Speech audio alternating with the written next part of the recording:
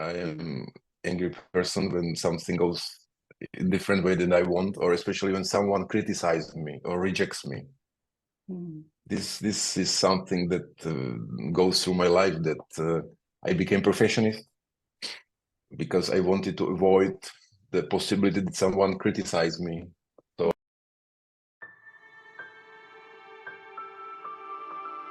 welcome everyone to another episode of Exploring You, our podcast to help you navigate the personal development jungle.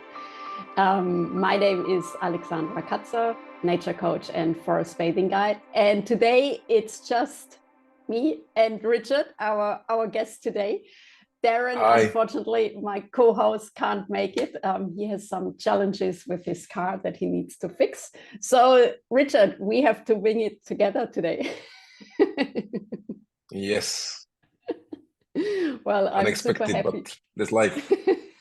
Exactly. Sometimes we have to deal with the unexpected. That's life. You're so right. Yes. But so great to have you on board, Richard. And I remember we met in Crete a couple of years ago. Yes. We did a retreat, the Path of the Shaman, and I scrolled through Facebook as you do, and I came onto your post, and I was like, wow, that sounds interesting. So I thought it would be great to have you on the show as one of our guests. So I think let's start with telling us a bit more about who you are and what you do in life. Well, basically, I am an explorer. I am exploring my inner world. So that's what I did since my 20s. And step by step, I kind of find out that some of the findings or techniques or what I use for myself turned out to be useful also for other people. So like this, step by step, I started to convey or to share what I found out and what helped myself. And I was really much in martial arts, and it's still the part of my path. To work with the body. I mean, to find a movement, to find the way of moving your body in a way you feel better. Simply, it was very simple, and still is very simple. So I like simple things. I like very straightforward and simple things that you do and you feel differently or you feel better. I really don't like very much complex strategies because it usually doesn't work. So I started with martial art because to me, martial art that were a time when I was performing, doing martial arts, kung fu and Thai boxing. I felt simply great, and it helped me to tune in to feel better. So at that time, I just did it for feeling better. And only later on, I realized that it's kind of a therapy, or it can be. Yeah, I agree. The body is a key element in improving yourself, especially also like, for example, in trauma sensitive coaching, I did an 8 months training. And there I also learned how important it is to include the body into your healing process, because all the memories, trauma energy is all stored in the body, and you can't access it on a cognitive level. Is that your experience as well? Yes, and I didn't know I had trauma, you know. That's nowadays a lot. We speak a lot about trauma, but I think it's too much of a strong word, trauma. I think trauma should be used for really something that kind of influence your life terribly, that this disables you to live, to function on everyday basis. So I would use trauma only for that kind of event in our lives. And I would speak about bad experiences or about painful memories or about bad feelings or about feelings that prevents us from asking for bigger money or for or that prevents us from bad feelings inside, prevents me to tell my beloved one that I don't want to go out for a dinner, I want to stay at home better, you know, such things that are quite I would say casual, or that really are, it seems like the small things have a big influence on our everyday life. That's what I'm focused on, you know. I agree. Yeah. And it's interesting that you say that, because when I heard about trauma, the first thing for me was like, oh, massive car accidents or natural disasters or wars. And I got more and more into the topic of trauma. And it's actually, it can be the small things that build up or happen on a consecutive level that can feel really traumatizing. And I agree with you. At the moment, trauma, it can be like a bit of a trend, or I'm traumatized, but people don't really understand what it means. And for me, what I learned is any event that feels too overwhelming for the body or the system to process can be very traumatic for someone, you know, and two people can go through the same experience, and someone develops symptoms and someone else doesn't. So it's really also how you perceive safety and security in your environment or in your childhood. So for me, it's really key to say, or to talk about trauma as well, that it can be something small that happened, and it doesn't have to be these big things. And ultimately, all the things that you mentioned, Yes. that could be something that happened, or that's a result from something that happened to you in childhood. Because sometimes when we speak about trauma, we think, oh, it's something serious and it must be very complex solution to it. And, you know, it's not that easy to get over. And it might lead to this complexity, which is not always helpful. So I like to say that no one is childhood without a trauma. You know, that we all, it's impossible to grow up without the trauma in a way. Or I'm kidding. I'm making, like, I try to put it light, but I think this is a nice approach. Don't take it too seriously. So yes, all of us, we have some feelings, we have some bad memories, I mean, more or less serious. But when we kind of find the approach that, okay, so these are the cards I'm playing with. This is my history. Something was good, something was bad, something was terribly bad, something was extremely good. So these are the cards, and let's play them. So if possible, be playful about it. I mean, not underestimate it, of course, but be playful and play with the techniques. Find the different ways, taste the different approaches, and suddenly some of these clicks. And it can be very simple. It can be going to the nature. It can be speaking to a friend on a regular basis. It can be changing your diet. It can be trying psychedelics. It can be many things. But I like to remind people that it's kind of they are the captain. They are the captain of their boat.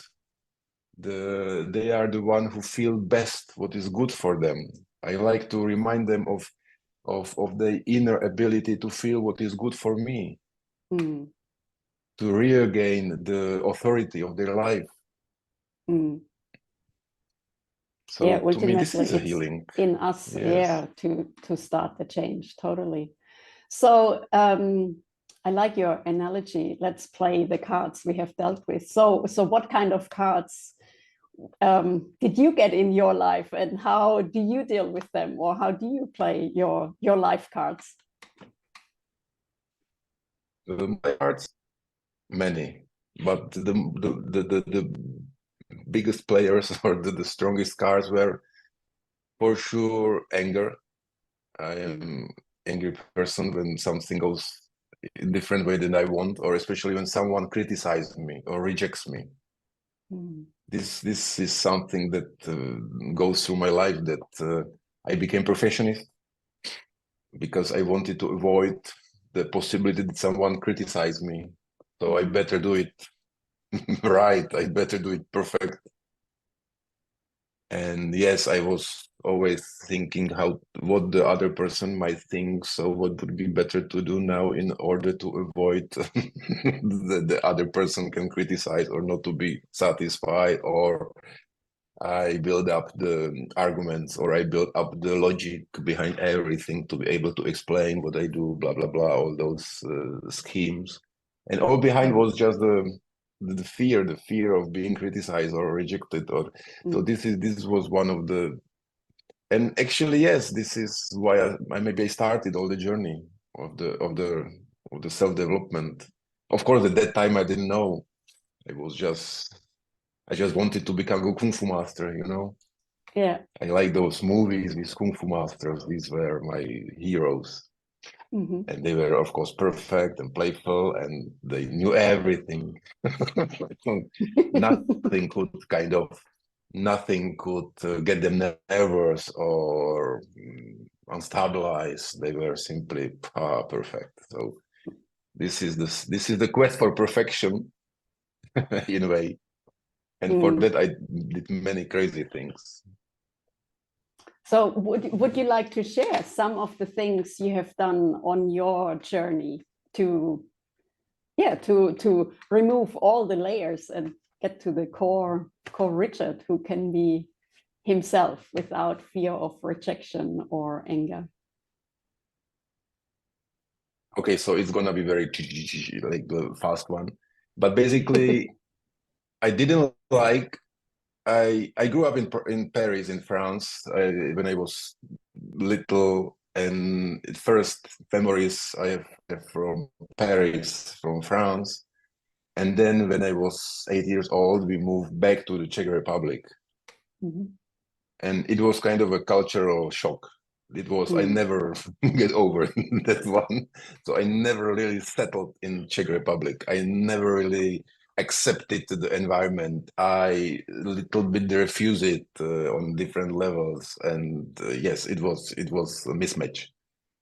And the only environment where I felt good was a sport hall, or you know, the athletics environment.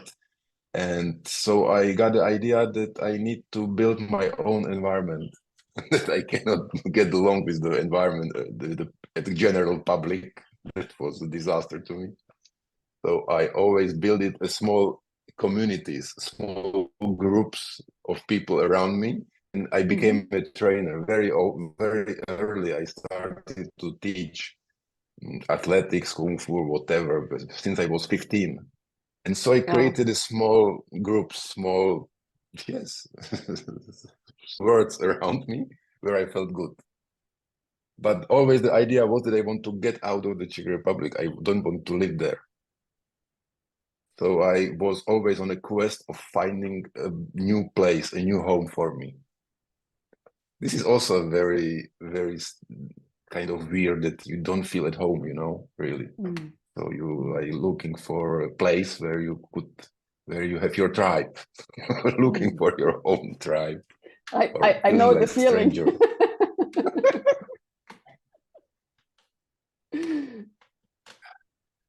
So I started to travel, blah, blah, but I always kept coming back to the Czech Republic, and always when I was in the Czech Republic, I was thinking about the next trip, I started to organize the seminars outside the Czech Republic, and still refusing or fighting the normal life, you know, the casual, the ordinary. And so I kept escaping. Yes, I was very good in escaping. Creating my own words, and I kept escaping. And yes, it worked for 20 years.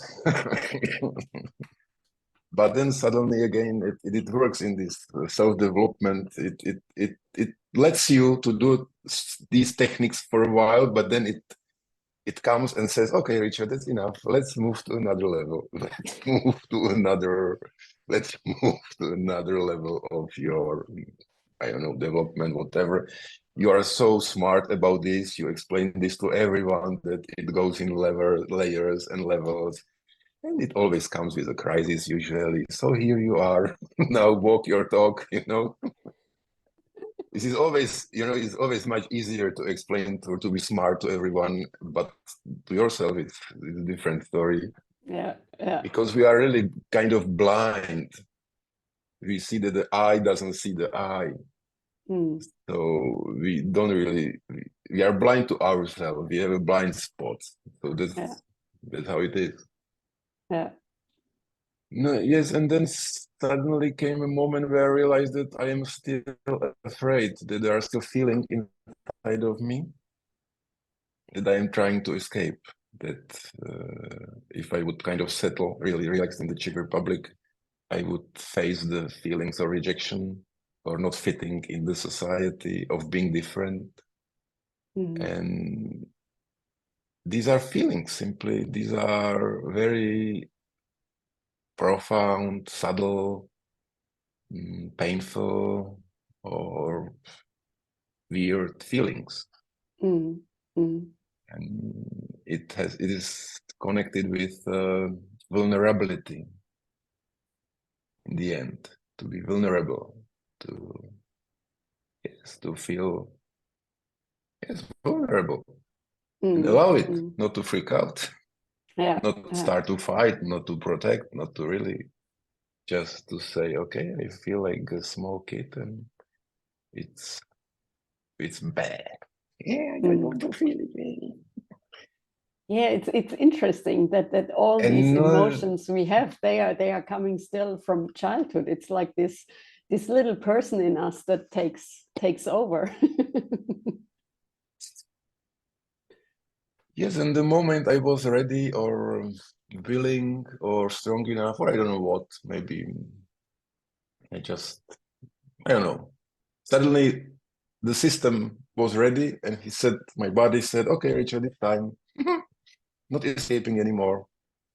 So I started to be sad. I started not to recognize myself. I lost my ability to really change my emotions by moving, by breathing, by different techniques. I couldn't simply escape them. I had to go through them, go and through all different layers, and yes, sadness and tears and fears and yeah, I always say when I started with on my journey, it felt a bit like opening Pandora's box, you know. And initially I started working with an NLP trainer because I just wanted to make these feelings go away, you know, but it won't work. yes, you have to sit with it, you have to feel it. So do you have a tip or some advice how to manage to sit with these feelings and how to feel what you need to feel?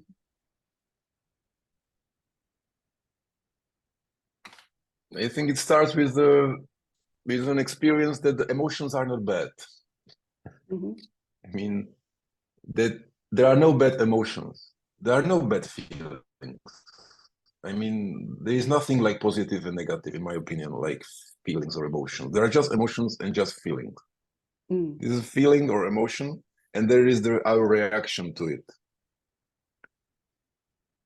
So the feeling and emotion is always okay because it's a product of your body, and body won't product something that is going to harm itself. It doesn't make sense, and it doesn't work that way. Emotions is really a system. It's information system that helps the body healthy, and it informs you about the state of being. It's really something healthy. It's really good. But then there is our reaction to the emotions, and that can be harmful. We can get into panic.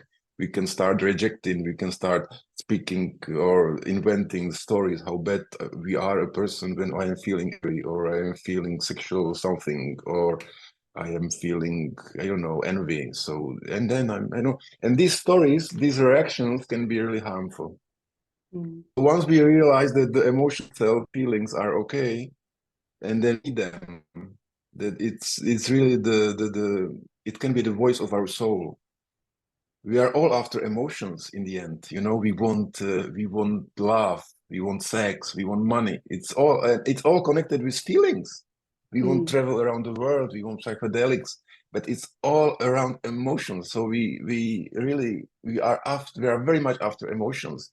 When we are without emotions, we are dry, we are lifeless. This is emotions is something that is running the world in a way. So to understand that emotions and feelings, this is the juice of life. A lot of techniques is used just to escape this experience. I mean, all this esoteric and coaching techniques can be used for escaping, for bypassing, for going around, for not meeting this part of ourselves, which I helped a lot of clients to do actually. And it can be very, very uncomfortable, very painful to meet those parts, and also to sit with the emotions. And I agree with you. You say it so nicely. Yes, and we are very clever. We are very clever and cunning in escaping in these escaping modalities. And yes, but I think it makes sense because there might be a period in our development when we are not strong enough, or we are not able to meet them.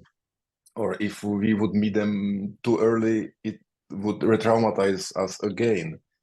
So I think these are two phases of the development. The first one is escaping, trying to find techniques how to escape this pain and this bad history and memory, and building our stronger, healthier self. And then this is the preparation for the second part, lead us back again to those parts, small one, when we are able to be parents to ourselves, and we are able to heal ourselves, or to embrace, to hug ourselves and say, okay, come now, I'm strong enough to hold you and to heal you, to being together again. Yeah, I agree with you. I also like how you mentioned it's like these different phases. We yes. Advance in levels, you know, like on with a computer game. One level after the other. So yes, and start the quest of exploring them. To me, this was very important, because I'm a very thinking person. And when the head forbid emotions, I had this stage that my emotions were forbidden almost. I wanted to be like Winnetou. You know Winnetou? There was this Indian character in Karma books, and they were like, just pure nothing, no fear, no anger, just so. I had a period in my life when I wanted to be Winnetou. It was like, it was great to be like Winnetou. But it meant no emotions in a way, and this doesn't work that way. I was shame sometimes when I express anger or when I felt something. And shame again is an emotion, is a feeling. So first is to really find a way how to say, I am a human, I have emotions, and they are stronger than my mental in a way. They are like waves on the ocean. This ocean inside of us decides, so I have to be really like, yes, do what you I just try to not to be completely overwhelmed, but I know that simply emotions are stronger. I feel like this, then I feel that there is something inside of me that it is really, really strong. And this is a good thing. It's a good thing. The emotion doesn't want to harm me. This is another thing. People are afraid of emotions. Train your reactions to your emotions. So don't suppress emotions. Find creative ways how to express them in a way that you don't harm yourself or other. Be curious. Yes, explorer, curious explorer of your feelings, emotions, whatever they are, and create ways of expressing them. I think this is the guide.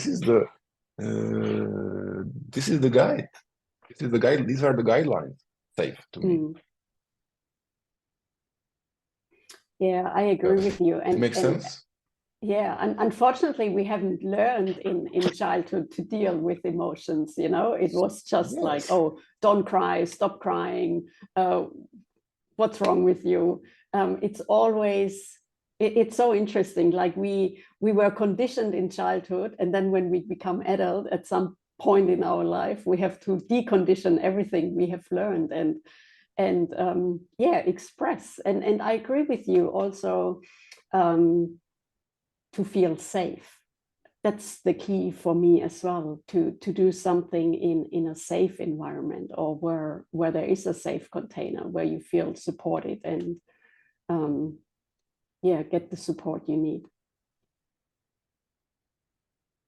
Yes, this especially when there are those painful feelings. So then we need really the safe environment, safety. When we are not able in the beginning to really touch or to contain, to be with our emotions. Because it's a fear, anger, distraction, and all this is packed inside, full of pressure. So when someone says, okay, listen, it might feel terrifying, but it's not if you really open up in some safe space. Come to the forest, chop some wood, or really kick some bag, or punch pads, or I don't know, dig the ground, or scream underwater, or really find a way where you can freely express. So then suddenly you will feel alive, and you will go through the experience that your fears about anger are not true. So first of all, realize that no emotion and feelings can harm you. The emotion comes, as the emotional wave comes into your system, as it floods you, and you are safe, you are okay. Part of you remain relaxed, even though this wave goes through your systems, your bodies, your cells. So this is another freedom, that you really can welcome the emotion, and the emotion can come, go to its height, go through the process, because the emotion is like wave. It comes, it grows, it attains, it peaks, and then it starts to fade away, which takes seconds. I think this is really the emotional freedom, where you are not afraid of your emotional waves, and you feel safe in your body. Yeah. Even though there are those different waves. So when you say releasing emotions, do you feel it's also important release emotions through body movement? In the beginning, usually it's crucial, because very often in the past, when this emotional wave, could be anger or sadness or I don't know, whatever, and it appeared, we stiffed, we fought it by getting stiff, because you couldn't make your face, you couldn't say to your parents go to hell, you couldn't break something, you couldn't run away, you couldn't kick something, you just, all this remained in your body, unprocessed, unexpressed, and it's like a memory bank. It's all there. And then after 20 years, you start to work with your emotions, blah, blah, blah. And then suddenly you allow again to feel or to open this anger channel in yourself. So it's all those unfinished movements. So then you sometimes need it. Sometimes it's funny, because suddenly you start to kick, you start to move your hands, you start to make faces, you start to make different voices. You can make different moves that doesn't make any sense in that time. But all this happening is that your body is finishing some unfinished movements and processes and unlocking the system. Yeah. So this is why it's important to work with, or to allow, or to involve the body, and to explain to everyone, listen, you can move like crazy. You can, from the from other person point of view, you can look like crazy, but it's okay. You need to allow it. You need to go through it, and then after a while, it's gonna calm down a bit, and then the next phase and that goes through will be more smooth. So that's why it's important to really not to just to speaking about it. It can be the opening. It can be a good start. But then it's like speaking about going to gym. You know, it's a good idea to speak about going to gym, but then you need to go there and perspire. Yeah, you still need to do the work. I agree. Yes, Yeah. so it's the same with the emotional work. It's good to talk about it, but then you need to perspire. You need to feel, and it's in the body. So then you start to really experience. It can be in the beginning strange, weird experiences. So you need to allow yourself to be a bit crazy. Yeah, yeah.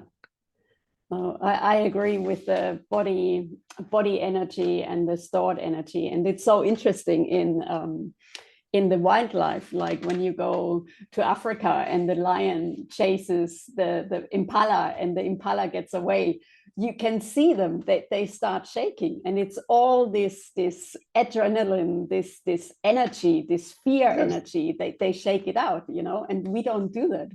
It's just stuck in the body. Yeah, absolutely. That's why we are, you know, when you are in Africa or in Asia, people are more soft, are more fluid. Then you fly back to Europe and you see we are like robots, you know, makeup robots, because we lost this ability to express, to move, to process through body the emotion. I also feel like in Europe, or I've just traveled around Central America for 8 months, and I've also noticed the more connected you are to nature, the more or the better you feel as well. And when you just live in cities, and I've noticed it since I'm back in Europe, I don't feel that relaxed, you know. It's like when I was traveling around Central America, I was more in the rural areas, really immersing myself in nature. And I think we've lost a bit the touch to connect with nature, and it's so important. And you mentioned it before as well. Go into the forest, go for a walk. It's so important to reconnect and be in nature. And in nature, you can be who you are. Like, you don't have to put on a mask, you know. You just can be yourself. Yeah.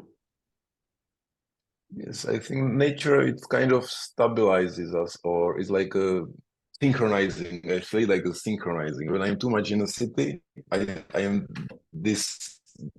I lose my synchronization with myself, with I don't know, with something, and then I go to nature and I start that something starts fall in place, or suddenly I start feeling more quiet, more harmonized.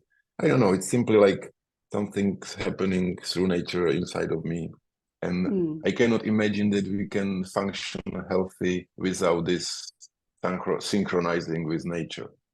I think we are simply constructed in a way that we need to be in synchrony with the nature. Otherwise, we get astray, which in a way it happens a little bit. Yeah. So this is one part of the mental health to me. That we can do many things, but unless we reconnect to ourselves and to nature, like I don't know, maybe there will be new children coming with a different operating system, but my old school version of my operating system is too much still connected with nature. Is nature cloud something? Totally. Yeah. And another thing is to really to fight for being myself even in the society. I mean, to allow myself to show who am I, that okay, I am different, okay, maybe I don't fit, but this is how I am. You know, there is no one who is really pointing gun on your front saying move or behave or don't shake or don't smile or, you know, don't be yourself. No, it's not. We just have all those bad experiences that someone smiles on us or rejected us, so we kind of accepted our mask and we try to behave in a way that we avoid these bad experiences again. But this is our decision. This is our kind of, yes, maybe weakness, that we stop kind of fighting for ourselves, and we behave in a way that we comply with the expectations, but it's not us. But this is something that we can change. Yes, I believe in angels. Okay, it's crazy what I do. When I really shit, I love angels. I ask them, I call them, you know, it's like this. Or I don't know, masters, or the lightings, or you know, many magic is possible. And now I spent 10 days. I was sick, and it was really, I was like living in the basement of my of my soul. It was I was really far off, completely down. And so I was swimming with my nightmares and you know, meeting all the unsolved and unprocessed feelings. And yes, angels were good, helping a lot. And normally you wouldn't say that, because you risk that you would be viewed as crazy or whatever. But okay, that's how it is. You mentioned before psychedelics, and I'm just interested, do you have any experience with that? Yes, I experienced it with mushrooms. They grow here in the Czech Republic. And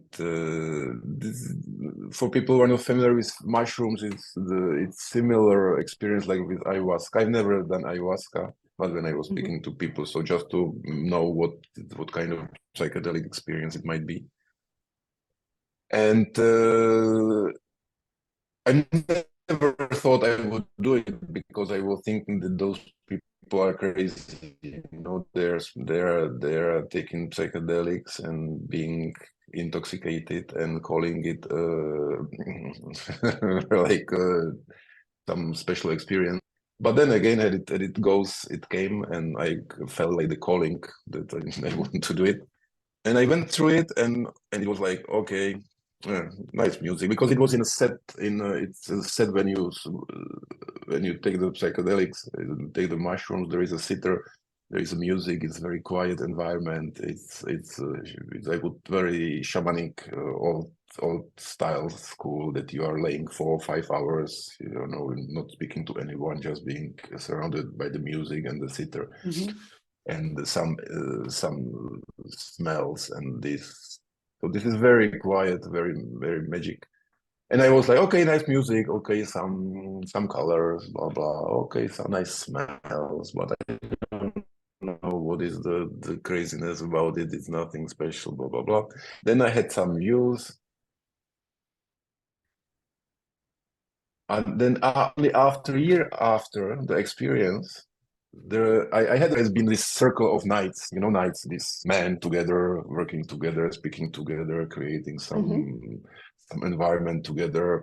And it was like this King Arthur nights, you know, this, and the round table and all this stuff. Yeah. And it was fun. But a year after this experience, I started to do my own men's circles, which I never thought before of organizing. You know, men's circle, how you call it, when men speaking together in a circle, like around fire, or just speaking about the things of their hearts, and those kind of working with men. Yeah. And just 1 year after this, I realized, so this is what I saw there. This is what I kind of experienced there.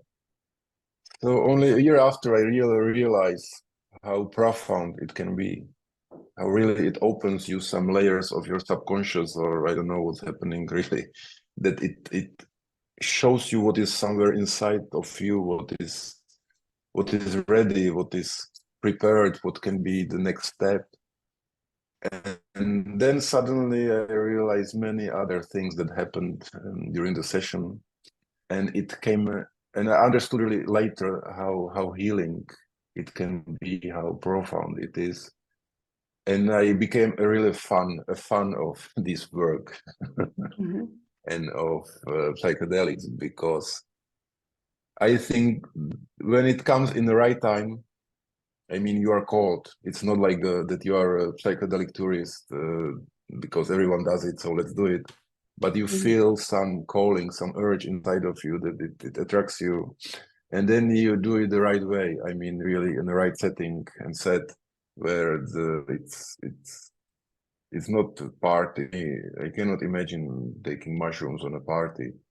And when it's really like this shamanic way or healing way of doing it, so then it can be really, really healing and profound and one of the most important experiences. And it really was one of the most important experiences in my life. Because many things I was reading about how our consciousness is working, how we are interconnected with nature, blah, blah, blah. And all this stuff, I live it. Was it? I experience it firsthand. Like it's not like you are imagining it. You are it. You are simply everything. You have all those. I had all those experiences of unity and talking and communicating with everything. Suddenly you feel that it's like it can be like this, but suddenly you experience it. This is really life-changing experience, or it can be. So to me, it definitely was. Yeah, I agree with you. I've done ayahuasca, and it also helped me to really deeply reconnect with myself and found, like, I saw myself as a young child, and I saw I felt how depressing this childhood was, how sad, and it opens up a lot of compassion for yourself as well, to understand yourself better. Yeah, so I think it's a very, very profound experience. And I agree with you. The setting has to be right. You need to feel safe and supported, and don't just do it for the fun out of it. There needs to be a calling, totally. Yeah. Yes, and then I was a sitter for many people, and I saw like this medicine. It gives you in your language the experience. You know, everyone has a different experiences, but it's still the language of your subconscious, and it is the language you understand and only you understand. So it opens this compassion, to get unstuck, to reframe the experiences of our life, to understand what is important, really. Yes, many things, but basically very, very healing. Yes, healing is the word. It's that's why they are magic mushrooms. There is some magic behind it, totally. Because they do magic. Yes, definitely. I saw it many times. Yeah. So in your men's circles, what do you think, sort of talking about a tipping point, what do you see in the people you coach? When's the point where they realize I need support, I need help? Or maybe from your own experience, when was your tipping point where you realized, okay, I need to change something? Well, usually it's suffering. Usually it's suffering. I don't know, your wife kicks you out of your house, or your wife, not your wife, but a man's wife, finds another man, or you kind of screw up relationship with your children. Basically, it's a relationship connected issue, but it's always sudden suffering and some break, something goes wrong. This is the most, because men nowadays they deal with relationship. They want to have a nice relationship, but they don't know how to do it. The old strategy doesn't work, so they kind of want to fix the relationship with their wife or children, and this is the most frequent topic. And then there comes addictions. And the third one is, who am I? Who am I? Why I'm here? What are my gifts, my talents? What I should do with this life? After experiencing many women, cars, drugs, money, and okay, what's next? That's also But the next basically, level really, in development. it is. Definitely it is. Because a lot of men are successful, you know, they built up some companies, families, money, they travel the world, and fine, but okay, and now it comes, you know, emptiness, that's what's next. But usually relationships, these are the most frequent problems, questions. How to have a nice relationship in which I feel good and my wife feel good, and we don't lose the energy, the drive, the sexuality.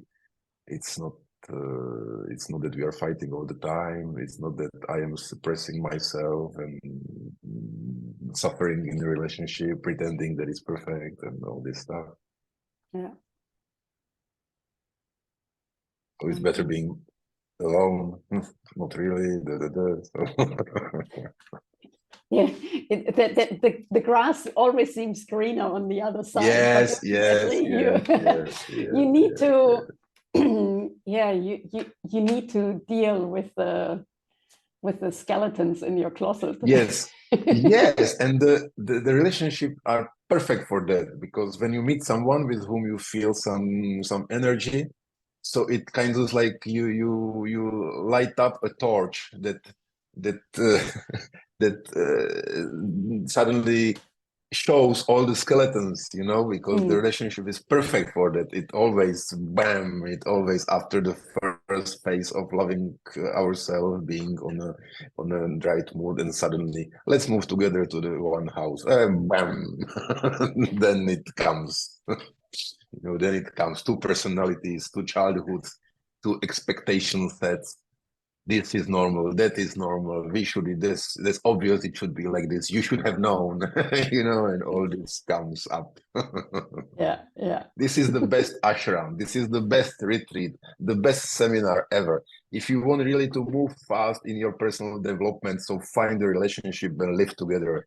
It's gonna really help a lot.